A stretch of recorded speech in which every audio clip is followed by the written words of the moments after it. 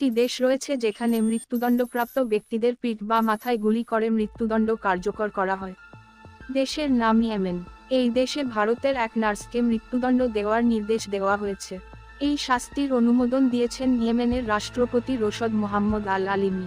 ভারতের বিদেশ মন্ত্রণালয় ওই নার্সের সাহায্যে কী ধরনের আশ্বাস দিয়েছে, পুরো ঘটনা আসলে কি, কেন ইয়েমেনে গিয়ে কাজ করা এক ভারতীয় নার্সকে মৃত্যুদণ্ড দেওয়া হয়েছে, চলুন একে একে ঘটনার আসল রহস্য উন্মোচন করি। এটি শুরু হয় কেরালার একটি ছোট্ট এলাকা থেকে।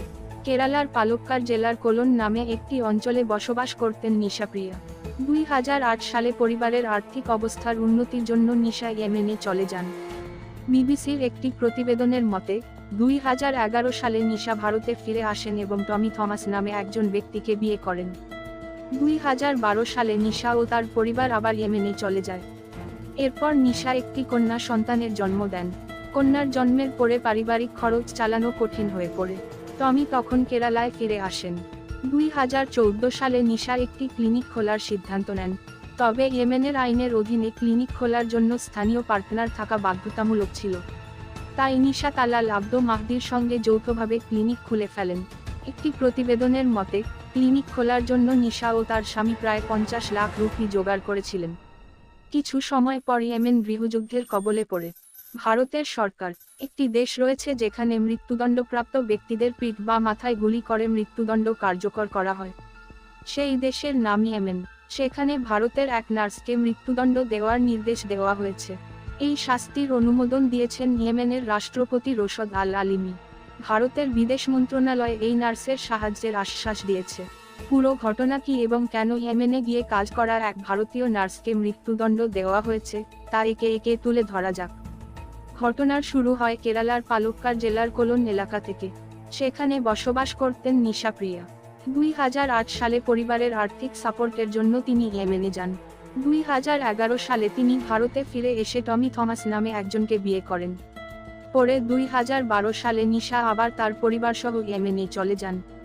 এরপর তিনি এক কন্যা সন্তানের জন্ম দেন। পারিবারিক ব্যয় মেটাতে সমস্যা হওয়ায় টমি কেরালায় ফিরে যান। 2014 সালে নিশা নিজে একটি ক্লিনিক খোলার সিদ্ধান্ত নেন। কিন্তু ইয়েমেনের আইন অনুযায়ী স্থানীয় পার্টনার ছাড়া ক্লিনিক খোলা যায় না। তাই নিশা তালাল আব্দো মাহদির সাথে মিলে ক্লিনিক খুললেন। একটি রিপোর্ট অনুযায়ী ক্লিনিক খোলার জন্য নিশা এবং তার স্বামী প্রায় 50 লাখ টাকা বিনিয়োগ করেন। কিছু সময় পর ইয়েমেনে গৃহযুদ্ধ শুরু হলে ভারত সরকার সেখান থেকে বহু ভারতীয় নাগরিককে সরিয়ে আনে। কিন্তু নিশা ফেরেননি। বলা হয়, তিনি তার বিনিয়োগের কারণে ফিরে আসতে চাননি, কারণ তার ক্লিনিক ভালো চলছিল। এরপর কিছু সময় পর নিশা এবং তার পার্টনার মাহদির মধ্যে বিবাদ শুরু হয়। নিশার স্বামী টমি বিবিসিকে জানিয়েছেন যে মাহদি নিশার পাসপোর্ট নিজের কাছে রেখে দিয়েছিলেন। নিশা এই পরিস্থিতি থেকে বেরোতে চাইলেও পারেননি, কারণ পাসপোর্ট মাহদির দখলে ছিল। জুলাই 2017 সালে মাহদির দেহ টুকরো টুকরো অবস্থায় একটি জলাধারের ট্যাঙ্কে পাওয়া যায়।